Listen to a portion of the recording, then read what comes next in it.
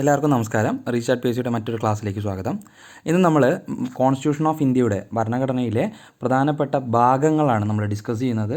നമുക്കറിയാം, കോൺസ്റ്റിറ്റ്യൂഷനെ പ്രധാനമായിട്ട് 22 ഭാഗങ്ങളായിട്ട് തിരിച്ചിട്ടുണ്ടായിരുന്നു.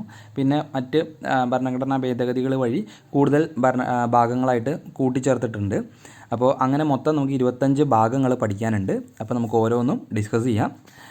ആദ്യം നമുക്ക് പഠിക്കാനുള്ളത് ഒന്നാമത്തെ ഭാഗമാണ്. പാർട്ട് 1 യൂണിയനെയും അതിൻ്റെ പ്രദേശങ്ങളെയും പറ്റി പറയുന്ന പാർട്ടാണ്. പാർട്ട് 1 ആർട്ടിക്കിൾ 1 മുതൽ 4 വരെയാണ്. ആർട്ടിക്കിൾ 51 മൗലിക കർത്തവ്യങ്ങളെ കുറിച്ചാണ്. രണ്ടാമത്തെ പാർട്ട് യൂണിയനും ആർട്ടിക്കിൾ 5 മുതൽ ആർട്ടിക്കിൾ 11 വരെയാണ്. 151 വരെ ഭാഗത്ത് പറയുന്നത് എങ്ങനെയാണ് പൗരത്വം അക്വയർ ചെയ്യുക, ഏതൊക്കെ രീതിയിലാണ് പൗരത്വം നഷ്ടപ്പെടുക എന്നൊക്കെയുള്ള കാര്യങ്ങൾ ഉൾപ്പെടുത്തിയിട്ടുള്ളതാണ് ആർട്ടിക്കിൾ 5 മുതൽ 11 വരെയുള്ള ഭാഗം 2.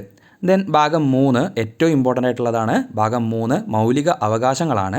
ആർട്ടിക്കിൾ 12 മുതൽ 35 വരെയുള്ള ആർട്ടിക്കിളുകൾ ഉൾപ്പെടുന്നതാണ് മൗലിക അവകാശങ്ങൾ. മൗലിക അവകാശങ്ങൾ 6 തരത്തിലുണ്ട് എന്നൊക്കെ നമ്മൾ പഠിച്ചിട്ടുണ്ട്. അപ്പോൾ മൗലിക അവകാശങ്ങൾ നമുക്ക് കോടതിയിൽ ജസ്റ്റിഷ്യബിൾ ആണ്. അതായത് നമുക്ക് കോടതിയിൽ പോയിട്ട് നമുക്ക് ഒരു ഗവൺമെൻറ്റിൻ്റെ കയ്യിൽ നിന്ന് മൗലികാവകാശങ്ങളായിട്ടുള്ള കാര്യങ്ങൾ ലഭിക്കുന്നില്ലെങ്കിൽ നമുക്കത് കോടതിയിലൂടെ നമുക്ക് നേടിയെടുക്കാവുന്ന കാര്യങ്ങളാണ് മൗലിക അവകാശങ്ങൾ എന്ന് പറയുന്നത്. ഭാഗം 3 ആർട്ടിക്കിൾ 12 മുതൽ 35 വരെയാണ് മൗലിക അവകാശങ്ങൾ. ദെൻ ഭാഗം 4 നിർദ്ദേശക തത്വങ്ങളെക്കുറിച്ചിട്ടാണ് പറയുന്നത്. ആർട്ടിക്കിൾ 36 മുതൽ 51 വരെയുള്ള ആർട്ടിക്കിളുകളിലാണ് നിർദ്ദേശക തത്വങ്ങൾ അഥവാ DPSP പറഞ്ഞിട്ടുള്ളത്. നമുക്കറിയാം, DPSP നമ്മൾ കടമെടുത്തുള്ളത് ഐറിഷ് ഭരണഘടനയിൽ നിന്നാണ്. മൗലിക അവകാശങ്ങൾ നമ്മൾ അമേരിക്കൻ ഭരണഘടനയിൽ നിന്നുമാണ് കടം കൊണ്ടിട്ടുള്ളത്. ദെൻ നിർദ്ദേശക തത്വങ്ങളുടെ കാര്യം നമുക്ക് കുറേ കാര്യങ്ങൾ അറിയാം. ഗാന്ധിയനായിട്ടുള്ള ആശയങ്ങളുണ്ട്, സോഷ്യലിസ്റ്റ് ആയിട്ടുള്ള ആശയങ്ങളുണ്ട്, ലിബറൽ ആയിട്ടുള്ള ആശയങ്ങളുണ്ട്. അങ്ങനത്തെ ആശയങ്ങൾ ഉൾക്കൊള്ളുന്നതാണ്. അങ്ങനത്തെയൊക്കെ ആശയങ്ങൾ ഉൾക്കൊള്ളുന്നതാണ് നമ്മുടെ DPSP എന്ന് പറഞ്ഞാൽ. ഗോവധ നിരോധനം, ഏക സിവിൽ കോഡ്, ദെൻ ഒരുപോലെയുള്ള ശമ്പളം, അങ്ങനത്തെ കാര്യങ്ങളൊക്കെ ഇൻക്ലൂഡഡ് ആയിട്ടുള്ള ഒരു ഭാഗമാണ് നമ്മുടെ നിർദ്ദേശക തത്വങ്ങൾ അഥവാ DPSP. ഒരു കാര്യം പ്രത്യേകം ശ്രദ്ധിക്കുക, DPSP കോടതിയിലൂടെ നമുക്ക് നേടിയെടുക്കാൻ സാധിക്കുന്ന കാര്യങ്ങളല്ല എന്നുള്ളത് കൂടി ഓർത്തു വയ്ക്കുക. ദെൻ നമ്മൾ ഭരണഘടനയിൽ നമ്മുടെ ഭരണഘടനാ ഭേദഗതി വഴി പ്രധാനപ്പെട്ട ഭരണഘടനാ ഭേദഗതിയായിട്ടുള്ള 42ാമത് ഭേദഗതി വഴി കൂട്ടിച്ചേർത്തിട്ടുള്ള ഒരു കാര്യമാണ് മൗലിക കർത്തവ്യങ്ങൾ അഥവാ മൗലിക കടമകൾ എന്ന ഭാഗം. ആർട്ടിക്കിൾ 4A ഭാഗം 4A ഇൻക്ലൂഡഡ് ആയിട്ടുള്ള കാര്യങ്ങളാണ് മൗലിക കർത്തവ്യങ്ങൾ. അത് ആർട്ടിക്കിൾ 51A മൗലിക കടമകൾ അഥവാ മൗലിക കർത്തവ്യങ്ങൾ നമ്മൾ ഇൻക്ലൂഡ് ചെയ്തിട്ടുള്ളത് എന്ന കാര്യം കൂടി നിങ്ങൾ ആലോചിച്ച് വയ്ക്കുക. നമുക്കറിയാം, 11 മൗലിക കടമകളാണ് നമുക്കുള്ളത്. അപ്പോൾ 10 ആദ്യം ഉണ്ടായിരുന്നത്. പിന്നീട് 86ാം ഭരണഘടനാ ഭേദഗതി പ്രകാരം, പ്രത്യേകം ശ്രദ്ധിക്കുക, 86ാം ഭരണഘടനാ ഭേദഗതി പ്രകാരം 11ാമത് മൗലിക കടമ കൂടി 2002 ആഡ് ചെയ്തിട്ടുണ്ട് എന്ന കാര്യം കൂടി നിങ്ങൾ ആലോചിച്ച് വയ്ക്കുക. ദെൻ 5ാമത്തെ ഭാഗം പാർട്ട് 5 യൂണിയനെ പറ്റിയിട്ടാണ് പറയുന്നത്. കേന്ദ്ര സർക്കാരുമായി ബന്ധപ്പെട്ട കാര്യങ്ങളാണ്. ആർട്ടിക്കിൾ 52 മുതൽ 151 വരെയാണ് യൂണിയനെ പറ്റിയിട്ടുള്ള ആർട്ടിക്കിളുകൾ ഇൻക്ലൂഡ് ആയിട്ടുള്ള ഭാഗം 5 പറയുന്നത്. ദെൻ ഭാഗം 6 സംസ്ഥാനങ്ങളെ പറ്റിയിട്ടാണ്. ആർട്ടിക്കിൾ 152 മുതൽ 237 വരെയുള്ള കാര്യങ്ങളിലാണ് സംസ്ഥാനങ്ങൾ എന്ന ഭാഗം ഉൾപ്പെടുന്നത്. ദെൻ 1ാം പട്ടികയിലെ B ഭാഗത്തുള്ള സംസ്ഥാനങ്ങൾ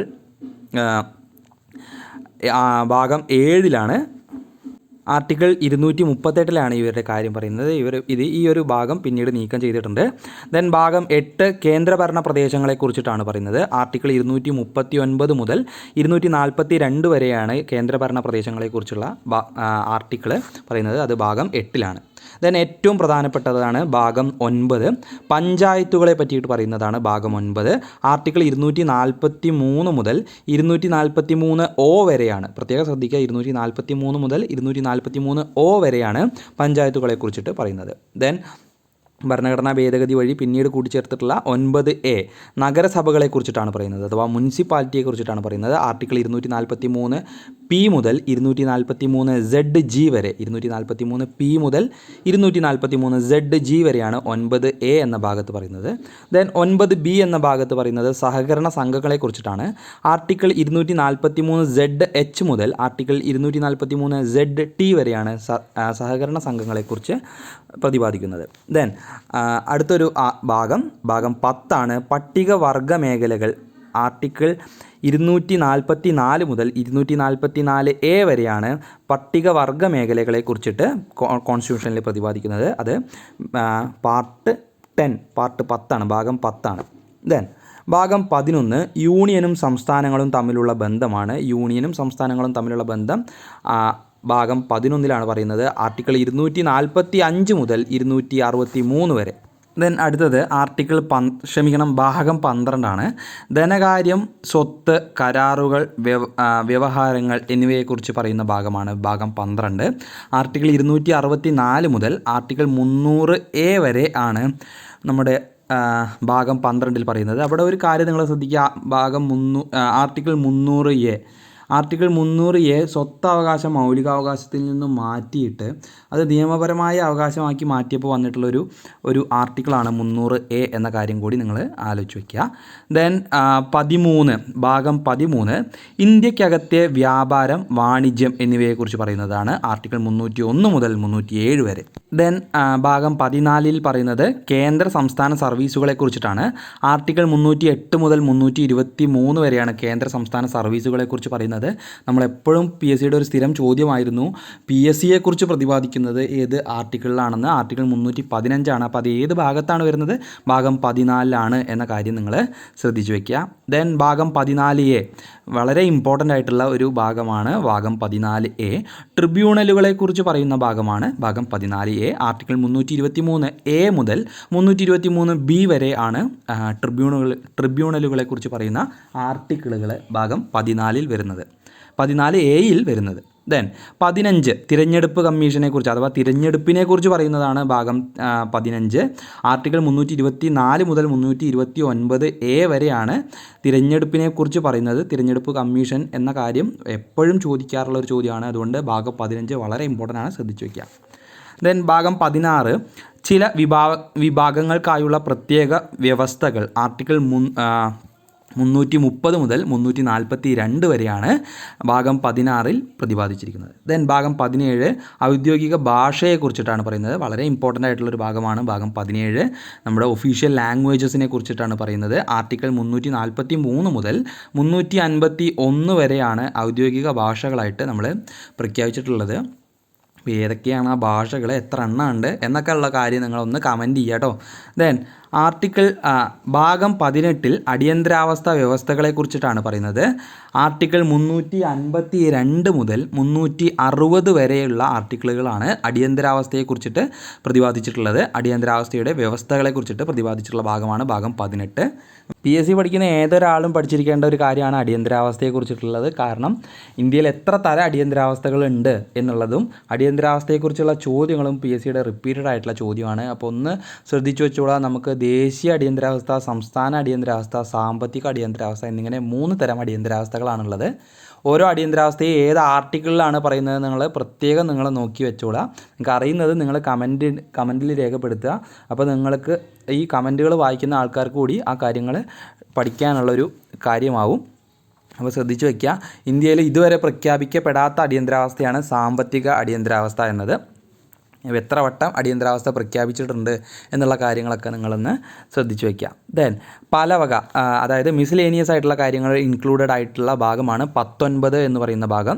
ആർട്ടിക്കിൾ 361 മുതൽ 367 വരെയാണ് മിസ്ലേനിയസ് എന്ന ഭാഗത്ത് ഉൾപ്പെടുത്തിയിട്ടുള്ളത്. ദെൻ ഭാഗം 20 വളരെ ഇമ്പോർട്ടൻ്റ് ആണ് കേട്ടോ. ഭാഗം 20 വളരെ ഇമ്പോർട്ടൻ്റ് ആണ്.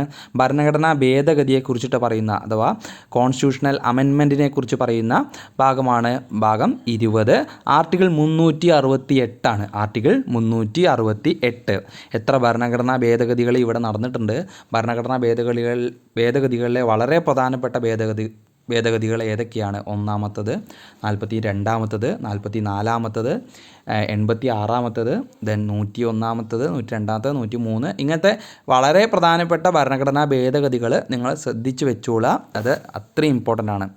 ദെൻ താത്കാലികവും പ്രത്യേകവുമായ വ്യവസ്ഥകളെക്കുറിച്ച് പറയുന്ന ഭാഗമാണ് ഭാഗം 21. ആർട്ടിക്കിൾ 369 മുതൽ 392 വരെയാണ് നമ്മുടെ ഭാഗം 21 പറയണത്. ദെൻ ഭാഗം 22 ചുരുക്കപ്പേരുകളെ കുറിച്ചിട്ടാണ് പറയുന്നത്. അതായത് ആരംഭം തുടങ്ങിയവ ആർട്ടിക്കിൾ 393 മുതൽ 395 വരെയുള്ള ആർട്ടിക്കിളാണ് ചുരുക്കപ്പേര് എന്ന ഭാഗത്ത് ഉൾപ്പെടുത്തിയിട്ടുള്ളത് കേട്ടോ. ഭാഗം 7 പിൻവലിക്കുകയും 4A, 9A, 9B, 14A എന്നിവ കൂട്ടിച്ചേർക്കുകയും ചെയ്തിട്ടുണ്ട്. അപ്പോൾ മൊത്തം 25 ഭാഗങ്ങളാണ് ഇപ്പോൾ നിലവിൽ നമ്മുടെ കോൺസ്റ്റിറ്റ്യൂഷനിൽ ഇൻക്ലൂഡഡ് ആയിട്ടുള്ളത്. അതിൽ തന്നെ ഭാഗം 7 പിൻവലിച്ചിട്ടുണ്ട്, 4A കൂട്ടിച്ചേർത്തു, 9A, 9B എന്നിവ കൂട്ടിച്ചേർത്തു, 14A കൂട്ടിച്ചേർത്തു. ഈ കൂട്ടിച്ചേർത്ത ആർട്ടിക്കിളുകൾ വളരെ ഇമ്പോർട്ടൻ്റ് ആണ്, അതെന്തായാലും നിങ്ങൾ പഠിക്കുക. അതുകൂടാതെ ഭാഗം 1, ഭാഗം 2, ഭാഗം 3, ഭാഗം 4, ഭാഗം 4A, ദെൻ അടുത്തത് ഭാഗം 9, 9A, 9B, ദെൻ അടുത്തത് ഭാഗം 14, ഭാഗം 14A, ഭാഗം 15, ദെൻ ഭാഗം 17, 18, ഭാഗം 20. ഇത്രയും ഭാഗങ്ങൾ അഥവാ കോൺസ്റ്റിറ്റ്യൂഷൻ്റെ പാർട്ടുകൾ വളരെ ഇമ്പോർട്ടൻ്റ് ആണ്. അത് പഠിച്ചിരിക്കുക. അവിടെ നിന്ന് നിങ്ങൾക്കൊരു ചോദ്യം ലഭിക്കും. അതിൻ്റെ ഉള്ളിലുള്ള കാര്യങ്ങൾ കൂടി നിങ്ങൾ പഠിച്ചു വയ്ക്കുക. അതായത് ഏതൊക്കെ ആർട്ടിക്കിളുകളെ കുറിച്ചാണ് പറയുന്നത്, ഈ ആർട്ടിക്കിളുകളിൽ എന്താണ് പറയുന്നത്, ഈ ആർട്ടിക്കിൾ എപ്പോഴാണ് വന്നത്, അതായത് കോൺസ്റ്റിറ്റ്യൂഷൻ നിർമ്മിച്ച സമയത്ത് തന്നെ വന്നിട്ടുണ്ടോ അതോ ഒരു ഭരണഘടനാ ഭേദഗതി വഴിയാണോ വന്നിട്ടുള്ളത് എന്നുള്ള കാര്യങ്ങൾ, അത് ഏത് കൊല്ലത്താണ് ഭരണഘടനാ ഭേദഗതി ഉണ്ടായിട്ടുള്ളത്, ആരായിരുന്നു ആ സമയത്തെ പ്രധാനമന്ത്രി, എന്തായിരുന്നു അതിൻ്റെ ഉദ്ദേശ ലക്ഷ്യം എന്ന കാര്യങ്ങളൊക്കെ നിങ്ങൾ ഡീറ്റെയിൽ ആയിട്ട് തന്നെ പഠിക്കുക. ഈ ക്ലാസ്സുകളെ ഒരു റിവിഷനായിട്ട് കാണുക. ക്ലാസ് മുഴുവനായിട്ട് നിങ്ങൾ കേൾക്കാൻ ശ്രമിക്കുക. നിങ്ങൾക്ക് ഈ ക്ലാസ് ഉപകാരപ്രദമാവുണ്ടെങ്കിൽ നിങ്ങൾ മറ്റുള്ള കൂട്ടുകാർക്ക് കൂടി ഷെയർ ചെയ്തിട്ട് നമ്മളെ സപ്പോർട്ട് ചെയ്യുക. മറ്റൊരു ക്ലാസ്സുമായിട്ട് വീണ്ടും വരാം. Thank you.